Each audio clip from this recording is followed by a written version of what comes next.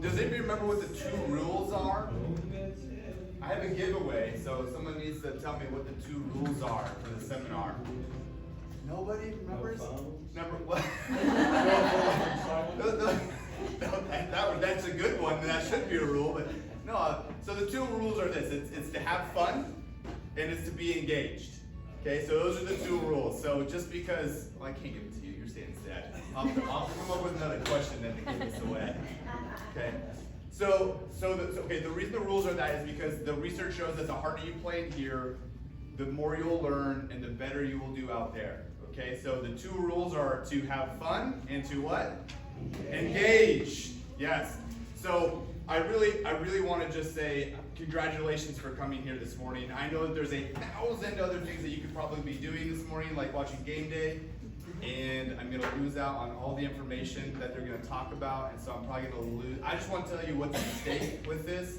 I'm in a competition with my in-laws. I have 3 brother-in-laws and my mother-in-law, and we're in one of those like Yahoo fantasy football things where you have to like choose winners. So just alone, that's like enough like stress. But I want to tell you this: the loser has to walk through a parade at their hometown county fair. Yeah, so like I don't want to lose that and have to walk through their hometown county fair parade wearing signs saying I lost the family Yahoo Pick'ems.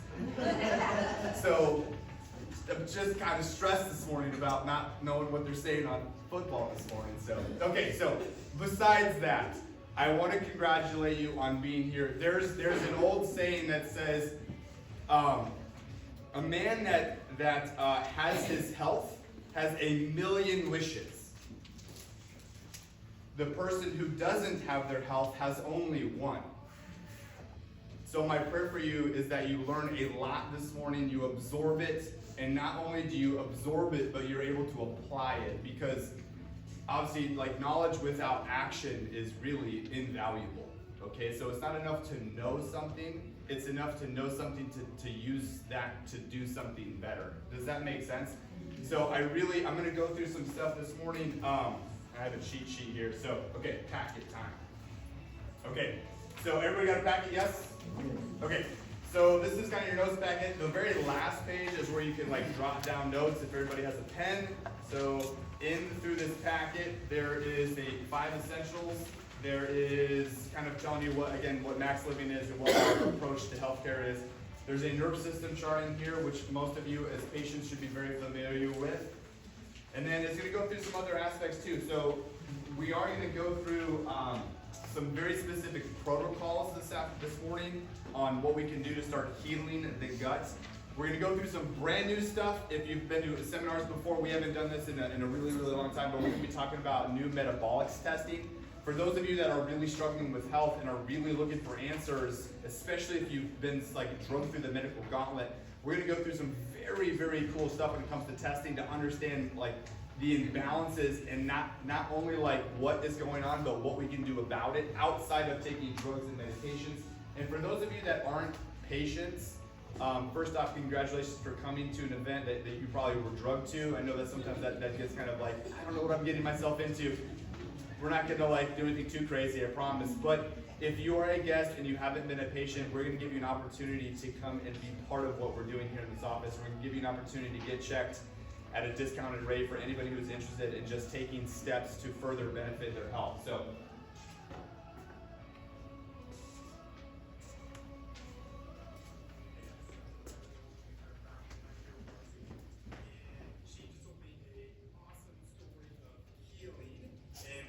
share that with you guys. So, what initially brought you in? My back pain and my headaches. So, how long have you been dealing with like the headaches and the back issues? Probably about 6-7 years. Oh my gosh! What kind of things have you tried before coming in? Oh, mainly just medications and things like that. It's like normal people. We go to the doctor. They say, "Hey, take this drug or whatever," and sometimes it makes us feel better, but they don't fix the issue, and so problems continue to exist, which they continue to do. Yes. Until finally you're like, enough of that. Yes. Let's go see a good chiropractor. Correct. How did you hear about us? Facebook. Our team does such a good job with our social media, which you might watch it from our social media, but Okay, so you came in, we found very specific subluxation in your spine, misalignments. We started a corrective protocol. We started getting her adjusted pretty frequently in the beginning to try and overcome some of the areas of damage. How did your headaches and your back pain do? They've done a lot better. Headaches, I've been able to get rid of 2 of my medications for headaches. Back pain's a lot better. I was actually able to help my best friend move about a month ago without pain or anything else. So Well, they enjoyed that. They did. They were very happy about that. And that's so cool. I mean, that's one of the big reasons why I think we should get adjusted. So we can go do stuff like that, Yes. right? It's not trying to avoid things that hurt us. It's to get our body healthy and strong, and we can do whatever we want. Absolutely. So now she was also just telling me that she's had some other issues, and she's been seeing some pretty cool results. So tell me what was really going on with your stomach. I've had problems with nausea and vomiting, constipation and stuff for probably about 4 years. So I have to get yearly scopes of my esophagus and stomach. So when you were having, so this is obviously a long time with dealing with this, what did the medical doctors have you do? Medication. Okay. Lots of medication. So more than one. Yes. I was Okay. on 3 different medications. Oh my gosh. And it helped with the symptoms a little bit? It would help with like some of the acid reflux and stuff, but not really anything else. Okay. So you suffered with that, going down the medical route for a couple of 4 years or so. Came in, started getting it adjusted. And also you didn't come in here because your stomach was hurting. No. But we started finding areas of misalignments in your spine. We started getting adjustments. So we found very specific areas of subluxation in the kind of mid-upper area of her back, which is the nerve system that goes to stuff like the stomach. And so there was damage causing dysfunction. And so we started to adjust it and correct those misalignments. And you went back into your doctor here recently, and you've been going back annually. Yes, I've So- gone back annually. I went back 2 weeks ago Yeah. for my yearly scope. And what did they say? They said that he's never seen my stomach look so good, that it was completely healed. We were able to stop 2 of the medications, and he asked me what I've been doing, and I said I've been going to Dr. Brent and Dr. Stanton for adjustments, and he said, well, don't stop doing that because your stomach has never looked so good. So we're gonna teach medical doctors. But I mean, that's so obviously not only is she out of symptomatology, she's feeling better, not needing to take the medications. Correct. I mean, and that's incredible. So we have a saying here, it's not that we don't want to take drugs, it's that we don't want to need them. That's correct. Because healthy people don't need drugs. So if we can get the body healthy and strong, not only do we feel better, but the need of medical intervention is significantly less. Well, and something else to add too is because I've started taking the sleep. Sleep and nude. Sleep and nude. Yeah. So I was able to stop. I've just been taking that instead of the other medicine I was having to take for sleep, and I'm sleeping fine with that. So how many medications are you on total now, including the headache or whatever medication? 6. 6 medications down. Oh my gosh, you're doing amazing. So this is what happens when you work on getting healthy. When you look for cause and you correct underlying cause, removing interference for the body to heal, and then you add in lifestyle stuff. You add in some good supplementation. I mean, this is what happens when you work on getting healthy. You get healthy. You get healthier. You get healthier. You So feel better. yes, and then life is way better. So much better. Okay. Thank you for sharing your testimony. Of That's course. amazing. We'll talk to you guys later. Bye. Have you guys ever heard the term compassionate? No, compassionate. It's being pissed off and passionate at the same time. I cannot tell you how compassionate I get when I hear stories. Because yes, it's an awesome end to the story because she's getting healthy, but it makes me so frustrated and upset of what the medical system does to people. It's so unfortunate because we don't feel good. Like say someone has an issue, a health issue, and they don't feel good, and they want to seek out health care. Like you go to the doctor because you want answers, right? You don't go to the doctor because you're like, oh man, I can't wait for another drug. No, you go there because you're like, I don't feel good, something is wrong, I need your help. And they might do some testing, they might label you with some sort of disease or dysfunction, and then they just give you medications because their entire purpose is simply to try to change a symptom. And people continue to go through that process, like you were listening to that testimony, for 4 years or more until there's more drugs, more symptoms, and that is like the medical gauntlet is what I call it.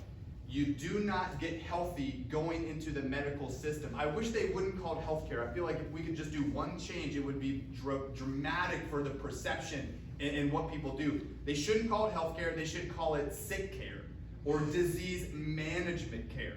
You cannot go to the medical doctor and get healthy. It's not what they do, and it's not their fault. And I'm not saying medical doctors are bad people. They're great people individually. It's the system.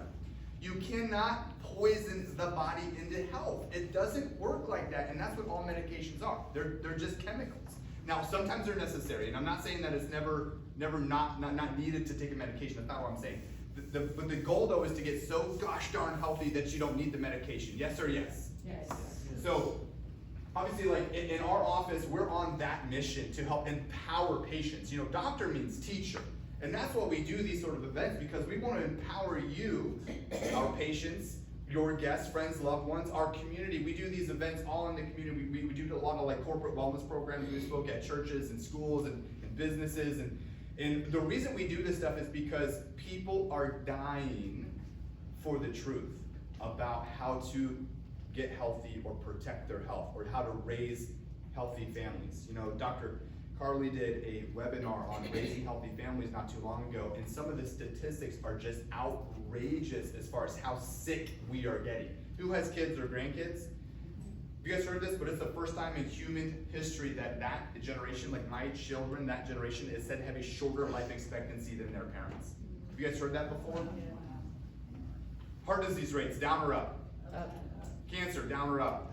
Cancer is supposed to increase another 75% by 2030. Right now, 1 out of 5 children are on a chronic medication that they're said to take the rest of their life. That's not what it's supposed to be. So we are on a mission to change the way that people view and manage their health, to empower people to understand what health is, how to protect it, and how to manifest it, versus waiting till we're sick, taking a drug to treat a symptom, waiting for more symptoms and more drugs or surgery, okay? And that's ultimately what the difference between the approaches are. You have an allopathic approach, which is very mechanistic in the medical system. So the body is made of parts. You have a bad part, you go to that part doctor, they treat that part. You have a gallbladder issue, what do? They take it out. They just remove it. You're just a part, you're a machine to them. You have a sick issue, you treat the sick part, and then you're treated. It's very specific cause. This is interesting too. I thought that this was clever. The idea is that like the kind of the fundamental philosophy in their approach is like it's this causes this issue, this causes that issue. It's very simplistic. Even though medicine is very complicated, I thought this was an interesting idea. But the idea is that they try to make it so simple that like this is what causes this, and you do this treatment and you're better. Like that's why you get a drug for this, a drug for that. The opposite cures. If you have a bacterial infection, you take an antibiotic, right? Opposite cures. It's again, like you have depression, you take an antidepressant. You have acid reflux, you take an acid reflux medication.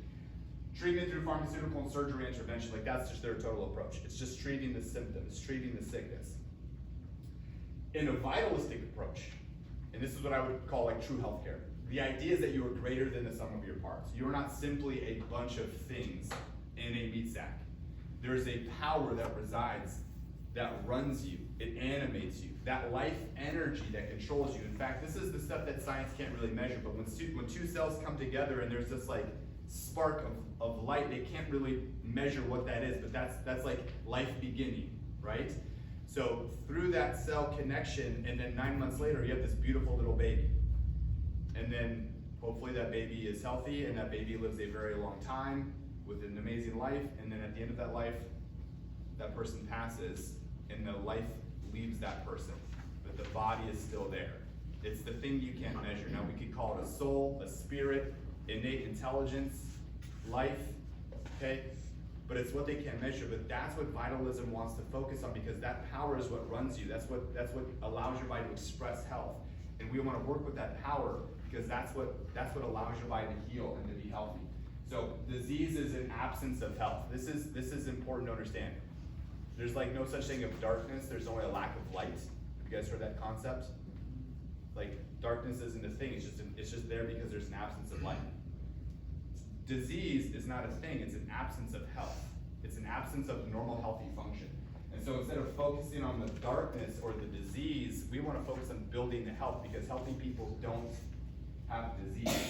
Treatment through rebuilding physiology and function in the body. That is the main ideology difference between mechanistic and allopathic approach, medical approach, versus a healthcare approach. It's all about trying to get the body so gosh darn healthy that symptoms either don't exist and we don't need medications. Does that make sense? Can we take a photo of some of these that you draw still at home? Yeah, I'm recording it too. So, as long as the phone works, we'll see that. Okay, so major premise, again, I kind of hit on this, but it's all about really trying to build health. It's not fighting the disease. It's not a battle. It is we want to build health so our body can heal and it can express health at 100%. And remember this, the body's natural state is health. That's what the body wants to do. But if you have a cut on your arm, what happens to the cut after it bleeds? It does what? It heals. Does everybody have 100% faith that that cut will heal? Because that's what the body does. It's designed to heal. If there's something not healing, your thyroid, your stomach, your headaches, your back issues, then we have to find the reason why it's not healing and remove that interference. The body needs no help healing. It needs no interference. And that's what the 5 essentials are. It's all about trying to remove interference. If you have a nutrient deficiency, that's interference. If you have toxicity, that's interference. If you have a subluxation that's blocking life energy from your brain to your organ or your cells, tissues, that's a deficiency in life energy, and your body's going to express dysfunction or disease. So it's all about removing the interference and allowing your body to go to its normal state, which is health and healing. And obviously our nervous system is what controls every bit of that physiology. This is like the foundation of understanding what health is, because health is not about how you feel and it's not about how you look. Because the #1 killers in America right now, heart disease, cancers, are all called silent killers because you don't what? You don't feel them, right? Most people base their health off of how they feel, and it's very, very dangerous because you can't feel the disease build. Nutrition, which we're going to talk about, exercise, which we're going to talk about, supplementation, nutrients, all these things are critically important, but understand this. That is what supports health. It does not control health. What controls health is that innate intelligence, that life energy that runs our system and runs our body. It comes from the nervous system, so all the power is in the brain. And we know that because if we disconnect the brain from the body, like we cut the nervous system right here, what would happen to everything? Doesn't matter how many supplements you take. There's no more life energy getting to your body. If we cut all the nerves to my arm, I don't care how much of the gut protocol that I do, it is not going to make my arm work again. So that nervous system is what allows that life energy to flow to the cells, tissues, and organs, so that way the cells can function, and even for our body to absorb the nutrients and turn the nutrients into cells, into health. Our gut-brain connection, this is incredible. In fact, this seminar itself is probably one of the most important seminars that we do in the clinic, because your digestive system has more influence over your overall health than any other system in your entire body, minus your brain and spinal cord itself. There's so much influence that your gut has on your brain, and the communication between the two is incredible. And they communicate through a couple pathways. They obviously communicate through the nerve system, right? So the brain connects to the stomach. It works through the enteric nerve system, which is actually the nerve system in the digestive system. So your nerve system has a completely separate nerve system for the digestive system, and it communicates through hormones. So things like epinephrine and dopamine and serotonin levels. Okay, was that a 10-minute sign? Okay, all right. We have timers because there's 3 speakers, and we gotta stay on the track. But your digestive system is what creates these neurotransmitters. In fact, one of the things I thought was so interesting in understanding like who you are and your mood is actually controlled, like 90% controlled through your digestive system. Like how you feel on a daily basis is actually related to or caused through your digestive system. If you have an imbalance, it messes up who you are and your ability to express who you are. In fact, so 85% of like things like depression, like if you have dysbiosis and you have a dysfunction in your system, you're not creating the right levels of serotonin levels, or if you're in a chemically imbalance, and you're going to be depressed. Research shows that if people just fix their gut and got adjusted, so cleared the nervous system, it would improve 85% of all depression issues. Now, because I want you to understand like how impactful that is, because there's a lot of categories that fall under what depression is. Depression, anxiety, manic depression. So, but I understand this. People who go out and do school shootings, do you think that they're happy with who they are as a person? No. Are they depressed? They have chemical imbalances? Yeah. What about people who like, I mean, getting extreme here, but like happy people don't go home and like beat on their kids. You know, they don't create mass crimes and they don't hurt other people. So if people could understand how to take care of their gut and get adjusted, imagine the impact just that would happen. People went through this seminar, understanding how to heal their gut, how to avoid the damaging things that's causing dysfunction, how to keep their nervous system healthy, and the importance of getting adjusted. If people just understood that, like think of the impact that that could have on our community. Like that's why we do these events. That's why we twist your arm and say, hey, you should bring a friend. You know, when you got a ticket, you got 2 tickets, because we want to encourage people to help spread this message of health and healing. So the gut-brain connection is just an incredibly interesting and intricate process. But again, that's why it's so important to focus on this sort of stuff to create health versus just trying to give a bunch of medications that don't really improve the function or communication. So our digestive system is made up of a couple of different areas, but the digestion, which is like absorption, breaking down food, or the breaking down of food, then you have the absorption portion of it, and then you have the elimination portion. So again, like our digestive system is pretty amazing in like everything that it entails. So it's from the front to the bottom. I mean, everything in between. There's like liver, your pancreas, your gallbladder. There's all these organs that are part of this amazing digestive system. But it's not just one piece of it that we're going to communicate and talk about today. But understanding the microbiome and understanding like the importance of, who's ever heard of like microbiome before? Yes? Okay. So here's an interesting thing, because people don't necessarily recognize this, but the microbiome is made up of a bunch of different pieces, like bacteria. Has ever heard of like good bacteria before? Okay. So you sitting here are 10 times more bacterial cells than you are human DNA cells. There is more bacteria cells than there are you cells right now. 10 to 1. There's like 100 to 1 more viral cells than there are you cells sitting there right now. So understanding how important good bacteria versus bad bacteria is for expression of health. So understanding like what like good bacteria is like, what it does, what it contributes to. Well, nerve system modification. So we talk about how important the nerve system is with communication of that life energy, but it's good bacteria that actually helps to influence how that nerve system communicates.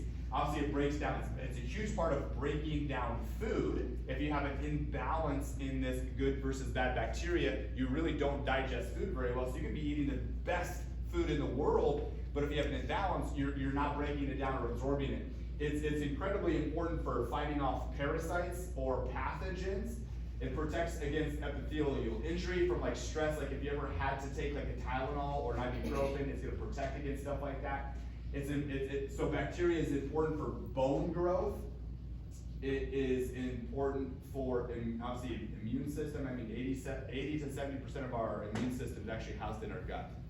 So if you know people have like get sick a lot, or if you feel like you have a weak immune system where you catch everything that's going around, or things like cancer where your immune system's obviously weak, understanding that you have a bad gut, you have a terrible imbalance in good versus bad bacteria. So gut health and the immune system, we talk about how important the gut is in relationship to the immune system. This is one of the first places you want to look when it comes to like cold and flu season to improve, because this is where you're going to build your resistance. Okay, the healthy, good bacteria is what's going to help to kill off all the inviters that we're getting. Now, this is something else that I want you to think about. There's an internal microbiome and there's an external microbiome. Who's ever heard of the external microbiome? So you have bacteria all over your skin. It is your very first line of defense. But who uses antibacterial wipes and stuff? Okay, and why do you do that? To kill off bacteria. Okay, does it discriminate between good and bad bacteria? No. So if the good bacteria on your skin is the first line of defense, and you're using a bunch of antibacterial wipes or soaps or hand sanitizer, you're killing all the good bacteria, which is eliminating your first line of defense, correct? So it might be good short term to kill off some bad germs, but is it good in the long run that you're killing all the healthy bacteria that's your first line of defense? No, it's terrible. But again, nobody talks about this stuff. Nobody shows you because in the medical world, the germs are the bad guys. Yes or yes? Yes. So I talked about this in one of my last webinars, but remember, it's not the germs that cause disease. It's the body's inability to adapt to the stress of the germ. Like, the virus doesn't affect everybody the same. COVID affected everybody differently, yes? Yes. And who'd it really hurt? It hurt the weak or the sick, okay?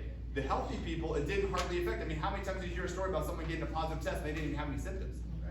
So again, in the medical world, they want to treat the virus or treat the germ, but what do we want to do? We want to build the resistance of the host. We want to get so gosh darn healthy that like we can expose ourselves, we can go hug our grandkids without worrying about getting sick.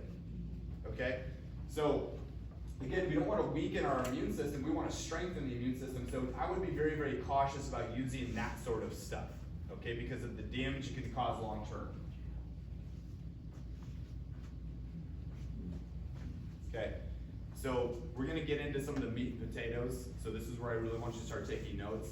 But understand, like even back when Hippocrates was here, it's like understanding that almost every disease process is linked to your digestive system. So I couldn't say more how important this seminar is. So sit back, learn, absorb, write tons of notes, ask questions if you want to. Okay. All right. This is Dr. Stanton.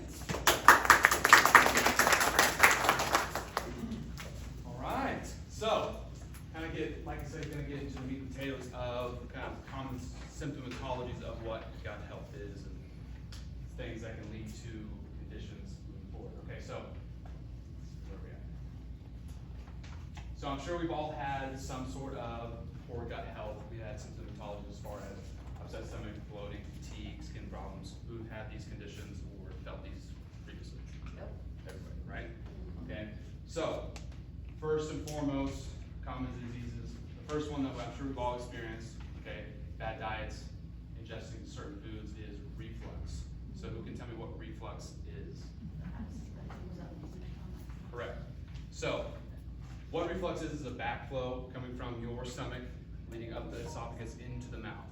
Okay, so what is causing that is irritation inside the gut that will increase inflammation. And that inflammation opens up these little flaps in our lining that are called sphincters. But that sphincter opens up from all that inflammation, and that's when we get that backflow of acid in the mouth. Okay?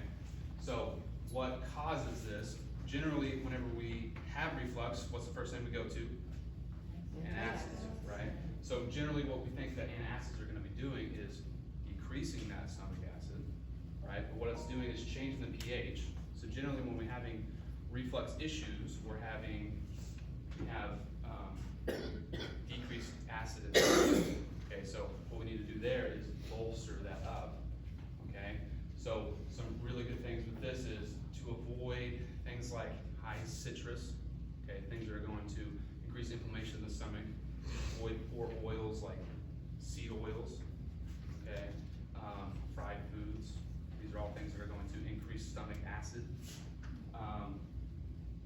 Things that will help the system overall is to essentially start to make healthier choices with your diet. So replacing those bad oils with things like avocado oil. Okay. One of the best things to do in the morning when you wake up is to take a combination of apple cider vinegar and water. That'll start to increase the healthy gut bacteria so that we can increase the stomach acid overall. Okay. So it'd be okay to use like lemon in it, or is that too acidic? So generally going to be too acidic because ideally we want stomach acid. So we want the stomach acid to be somewhere between a pH level of 1 and 3. Okay. So anytime we get over that, we get too alkaline, and then we're not going to be breaking down foods as well as we can. Okay. So as far as, and we'll get to some more healthier options towards the end as far as replacing things. But generally, apple cider vinegar in the morning, so organic apple cider vinegar with mother in it, and taking about a teaspoon or a tablespoon of that in water. Just fill that up. You can also put cayenne pepper in it or honey, something that'll. Who's had apple cider vinegar before? It's not awesome. So you can do some things to kind of help the ingestion portion of it. Okay. Absolutely. Okay. How much will it be in that about a tablespoon. Tablespoon in a full glass of water. Mix in some cayenne pepper that helps with just kind of breakdown as well. And then you can also put things like, you can put some honey in it to make it a little sweeter in the morning. Okay. How much cayenne? About a teaspoon, not much. Yeah. Very little. Okay, now the primary, the number one GI dysfunction that leads to major health diseases. Anybody heard of leaky gut before? Yes. Okay, leaky gut, it's a big one, okay, so kind of a silent thing as well. This is like the primary start to most GI dysfunction issues, okay? So, what leaky gut is, so our skin, just right up here, we have about 12 tissue layers deep. Our stomach has one tissue layer, okay, so what happens with this, we have so much inflammation from our diet that it starts to break down that one tissue layer inside that stomach, and that goes straight into our blood, okay? So essentially you can think of your stomach kind of like a net, okay? So the more inflammation we have, the net will start to create these gaps in our stomach, and that'll have things like toxins, gluten, other chemicals will start to leak into the blood-brain, into our blood system, and that's what's going to start kick-starting inflammation processes or inflammatory conditions. Okay. Celiac, this is kind of a precursor to celiac, absolutely. Mhm. Yes. So the more gaps, the more junctions we have in there, the more permeability or the passing into the system, that will increase inflammation. Okay, that's gonna lead to things like fatigue, bloating, okay? I think I have those right here, yeah. So kind of another viewpoint of this, so this is kind of our mucosal layer here, okay? This is that one layer of tissue right before it gets into our blood system. Okay, so the more stress we have, the more toxins we have, it's gonna increase those inflammatory processes. The more junctions we'll have within our stomach, so the more passing we'll have straight into the blood, okay? So things like stress, toxins, pathogens, food particles even, right, with low blood, with low acidic acid in our stomach or low acid, we're not gonna be able to break down our food as much, which will increase the bacterial load there, increase inflammation, and then more gap junctions will form, leading straight into the blood system, okay? And this is also a precursor because the more, so gluten for instance, gluten is in everything, okay? And since it's been so refined over the years, our bodies aren't built to handle that kind of stress in our bodies. So gluten is essentially a protein that once it gets into this blood layer, because we want to stop it here, we want to digest it here. Once it starts to slip into the bloodstream itself, our immune responses will release macrophages, which are the defense of our system, start releasing enzymes and proteins to break down those other proteins. Okay, so more stress, more load we have there will increase inflammation. And that's where leaky gut will even continue into diseases like hypothyroidism, Hashimoto's, rheumatoid arthritis, because those are all protein-based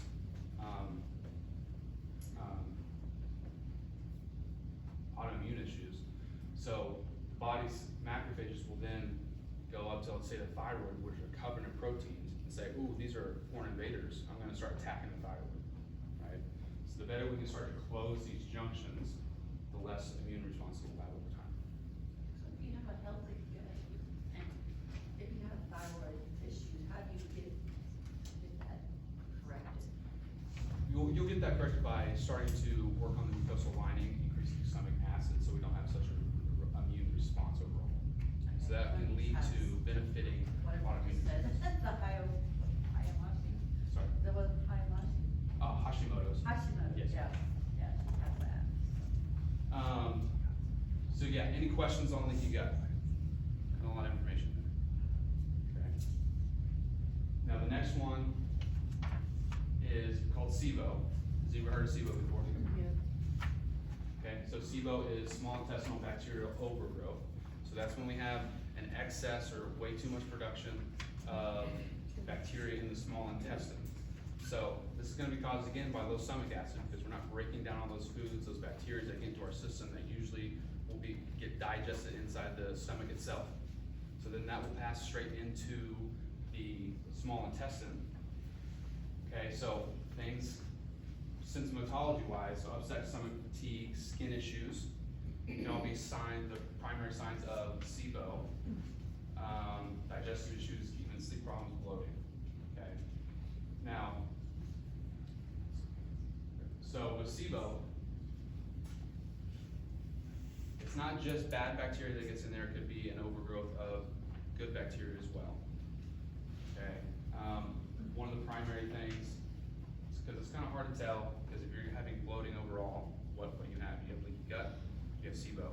If you ever take a probiotic, like a probiotic drink, or like yogurt, something high in probiotics, and you get bloating, you get gas, that can be a good indication that you're getting this over leaky gut. Okay, that's why also why it's so important to test through different lab panels as well. Okay. Let's see what else there's here. Okay. Ulcerative colitis, so this is a continuation of leaky gut. Okay. Major things with this is inflammation in the colon, the large intestine. So you have your stomach that goes into the small intestine that goes into the stomach itself. Okay, so most of your symptomatology is going to be within the colon itself. That's going to be ulcers, bleeding in the digestive tract. Okay, so another good reason to check your food. Okay, see what's going on. Overall, it can give you a perspective there.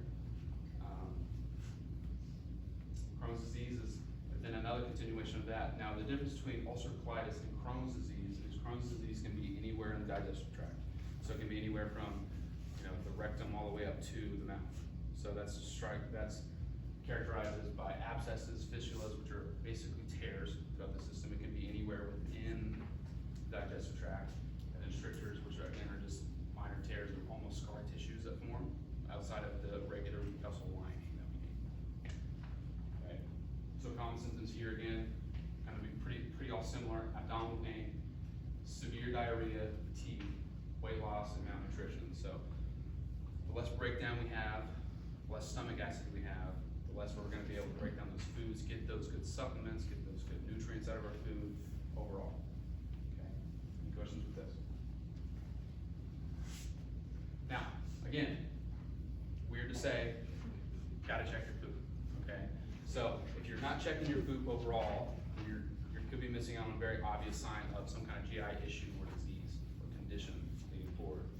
Okay, so common thing, especially when I talk to people, that you should poop as many times as you eat in a day. Okay, it's not normal to go 2 or 3 days without pooping. Okay, kind of think of like this, just like a kind of a train station. The train pulls in, it should pull out. You shouldn't have multiple trains backing up, right? So if you eat 3 times a day, you should poop 3 times a day. Just like babies. Babies, you give them bottle, what do they do right after? They poop. Feed, they poop, feed, they poop. Okay? So we should be the same. And if we are the same, then our digestive system is working correctly. Okay, so frequency, consistency, and color. Okay, so some things here. Yeah, so what goes in most common, right? Now, as far as what you should be seeing when you're looking at your poop, now the first 2 are big time dehydration issues. Okay, so you could start by like kind of rabbit poop stool, okay? Or this type 2 is where it's starting to form, but you have really big creases, really big cracks within your poop itself, okay? So major lack of dehydration, also absorption of those electrolytes as well, okay? Type 3 and 4 is where we should be. It should kind of look like a sausage. Should have some ridging in there, but it should be formed and consistent. Or snake-like, which is type 4, that's going to be the best one you can get there. Okay. Now, type 5, 6, 7 are a fiber issue. Strike with also Crohn's diseases with that. So really high inflammation. We're not breaking down any of our fiber. We're having too much leaking into the blood system, and that's going to cause this weird breakdown or not forming of our stool.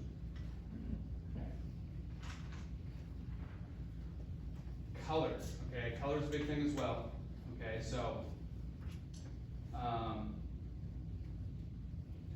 White, I'm gonna start with white here. So white stool is whenever we might have a bile issue. So if you have your gallbladder removed, you're not storing your bile salts enough to then, bile salts are made in the liver that are then sent to the gallbladder. That the gallbladder then releases that into the stomach, into the digestive system itself, and it helps with mobility. So it helps with kind of evacuating everything and breaking down like digestive enzymes and vitamins and minerals. So if we have a gallbladder removed, we're not having a bile, which then can cause the stool to become white. Okay. So you'll have a bile issue there if your stool is looking white. Black is the next one. Now, black can be characterized by bleeding in the upper GI system. Okay, so stomach, small intestine. But the biggest thing too is if you are starting to take supplements or you're starting to take charcoal supplements, the black stool can be from the charcoal absorbing those toxins, absorbing those inflammatory processes, and then evacuating it through the stool. So either or with that. Red stool, you could be eating a lot of red foods like beets. Okay, and that could change the color of our stool itself. And then, or bleeding from the lower GI tract, so ulcerative colitis. Okay. Yellow could be way too much yellow foods as well. Okay, or some GERD or infection in the system. Okay, so yeast infections, fungal infections, things like that. Next one, brown is where it should always be. Okay, that's what we're looking for. Nice brown stool there. Green, eating high greens. Okay, so you can be taking a green supplement or eating a lot of carnivorous vegetables, which is a good thing. But could be some food poisoning or bowel disorders there as well.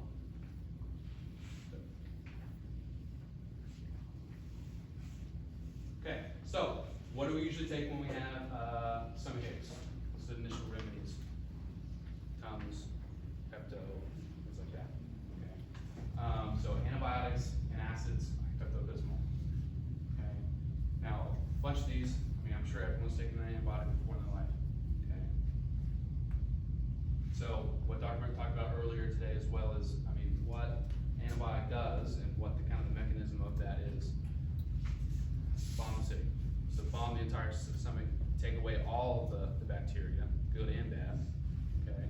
Which is not necessarily bad, right? But the biggest thing with that is, well, it's just gonna take away all that bacteria, it's gonna completely destroy your mucosal line. Remember, that's only one cell thick. That leads into leaky gut, other inflammatory issues as well. So what do we need to do with that? Is to start to heal those.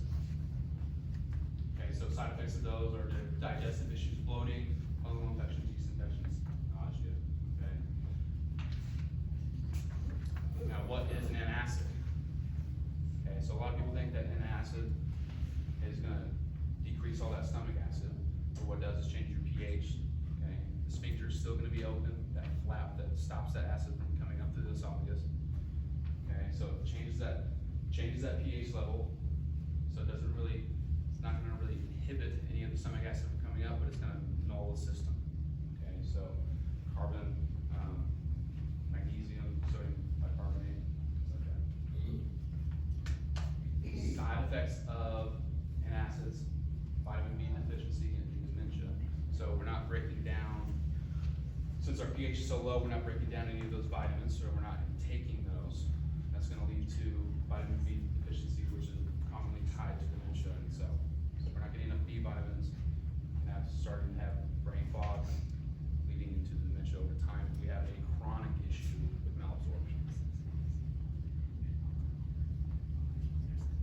Okay, so what are some alternatives?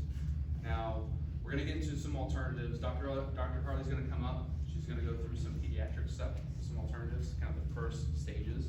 Now we'll take a break, and then we'll come back and go over healthier food options as well.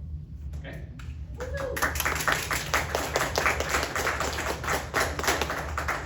Alright, hi everyone. As he said, I'm Dr. Carly. I might not have got to meet all of you because I'm usually in a cave back there, but it's an awesome cave to be in. So I'm going to first do a giveaway. So first question, I'm going to have you raise your hand and I'll pick someone, is simply, what are the 5 essentials? Anyone? If you can give me, okay, sit, Yeah. chiropractic care, Exercise. oxygen, primary oxygen. Beautiful. Good job, Rick. Sorry, it's in that. There is your vitamin D3. All right, good news is there's gonna be another giveaway at the end of mine, so you still have a chance with this. So we are going to look at what are the alternatives here. So Dr. Sutton has already talked about one of these things, and that is the apple cider vinegar. Really the bigness of this is we need to increase the acid in our stomach, and a great way of doing that is starting the day with it. So the apple cider vinegar drink is that. We can absolutely post kind of a little recipe on there. Yes, it's really simple ingredients, but to have some alternatives to what you want to put in it can just make it a little bit more fun. At the end of the day, it is still a vinegar drink, so adding in good flavors kind of makes it more fun. The GI Replace is a next one that can be a really good just everyday supplement for you.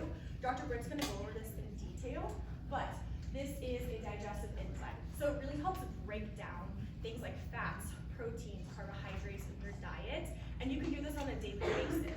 It can also help with things like bloating and uncomfy kind of stomach with that. So really, really good supplement there. And then the next one is the Advanced Plan. This is meant to be a healing diet. So not necessarily meant to be really long-term because it is really strict, but if you're really getting serious about this, that's where you want to start. And we have resources for you guys to be able to start this plan, but really it's cutting out things like processed food, sugar, even some big carbohydrates, and focusing more on your protein intake and really good healthy fats. So what you do after the advanced plan would be something called the core plan, which is just simply eating healthy, which is what we should all do on a daily basis. So starting off with the more intense healing protocol and then going to core plan is really just a good foundation of what can help with gut health. So healing the gut with the 5 essentials, we're gonna look a little bit more into protein.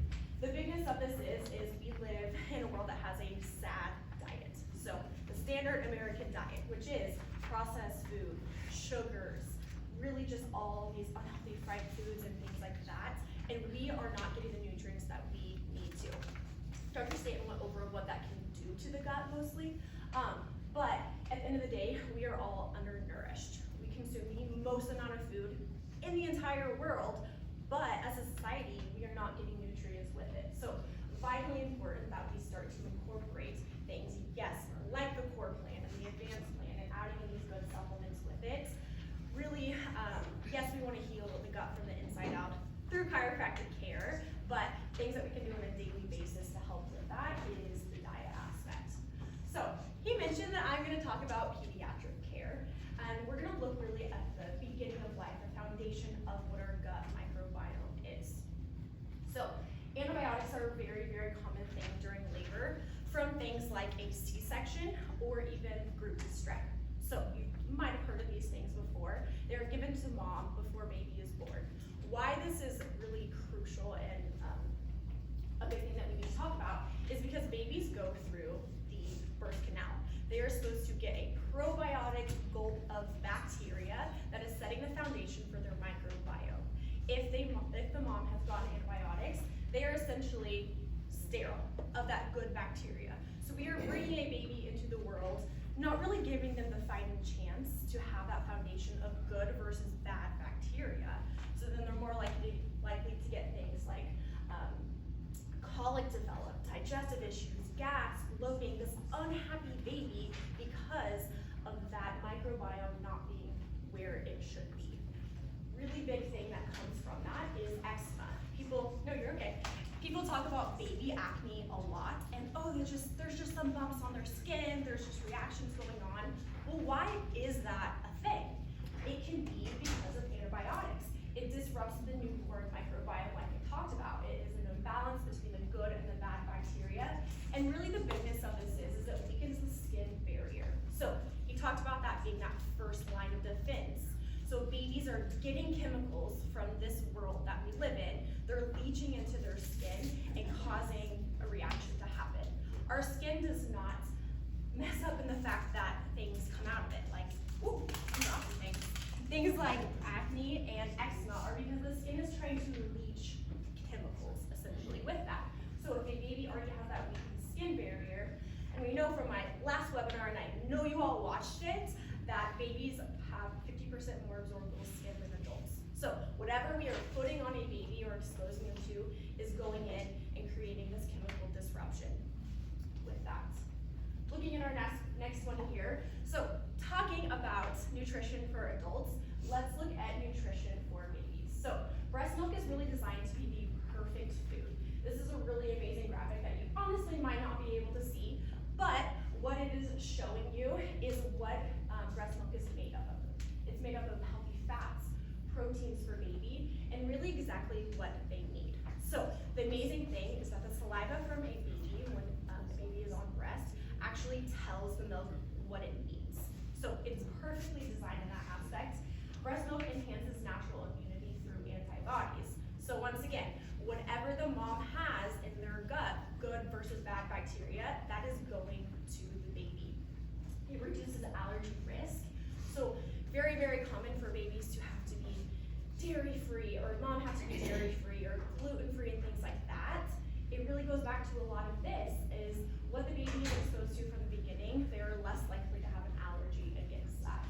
It's a perfect combination of nutrients like I talked about there, and it promotes that good, healthy gut flora. So yes, breast milk is this perfect food and all of that.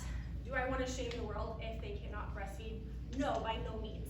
There are healthier alternatives to what there is on the market right now. And I would love to talk with you and share more information about that if you have questions. But breast milk is just honestly the coolest thing in the entire world because it is perfectly designed for that baby coming from a specific mom. Know that.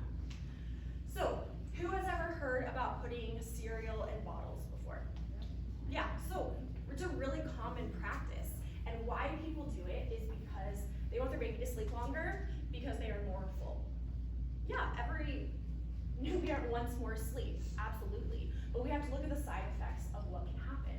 This can lead to GI issues in the baby. It puts baby at risk for food allergies. Babies, there's a study that suggests that if you introduce solid food before 4 months, they are more likely to have a gluten or casein intolerance. So we're really just setting them up for a lifetime of allergy issues by adding something in to simply get some more sleep with that. It's also really high in sugar and can be high in GMO. So going back to the toxin aspect of this, really, really crucial that we are adding things into it, especially if they're already getting all the nutrients they need from either really, really good formula that has been pre-made or the breast milk from mom. So while yes, sleep is really, really great, vitally important that we aren't putting this into our babies and really creating a disruption in that microbiome. So what can people do traditional first foods? Rice cereal, what I just talked about, oatmeal being a common one, baby food also. These are low in nutritional value, they're really high in heavy metals, so things like arsenic and other really scary things, they're starting to be found in babies' foods. It's honestly all over the news. Things get recalled on a daily basis that are just simply sitting on shelves in the store, and they're really full of processed ingredients as well. Yes, they're convenient, absolutely, but at what cost, essentially? So once again, starting kids off with that proper nutrition, starting them off with that good microbiome is gonna set them up for a lifetime of success. So, what are good gut healthy foods, you ask? Here we go. Avocado is really, really awesome because it has vitamin A and C and it promotes good brain development. It's also fun for a baby to put in their hands and squish. And yes, you have to clean things up, but that's okay. Really, really good there. Sweet potato is another great one. It is an antioxidant. It promotes smooth digestion and immune function. And then berries. These are rich in vitamin. They balance bacteria, protects digestive tract. Really two big ones with this. Blueberries and strawberries. These are also lower in sugar, and we have talked about that in the advanced plan before. Low on the glycemic scale for that. So really 3 good things as a foundation to start with a baby and kind of go up from there. Once again, I would love to be a resource for you, providing more information in the pediatric prenatal world with that. So let me be that for you. All right, so when we come back from our break, this is what we are going to start off with right here. So taking a jump into adulthood a little bit without even teenagers from that. So, as I promised you, we have another giveaway to do. This one's a little bit more pediatric, prenatal focused. This is called Goodnight Lotion. It's a magnesium cream. So, the question is, how early in age can a kiddo get adjusted? Yes. Newborn. Beautiful. Yes. So we are going to go on a 10-minute break. Yes, this is time to move around, go to the bathroom. But if you are here just for the supplement discount, I will be sad. Yes. But welcome. So happy you're here. We are going to give you the opportunity to now get some supplements if you want to get them, and go ahead and check out. Dr. Brent's going to go over them in detail and talk about the protocol. So if you don't know enough kind of information to buy something right now, please wait. But if you want to go ahead and get checked out, skip the line, please do that right now. But we'll start with our 10-minute break, and I'll see you guys soon.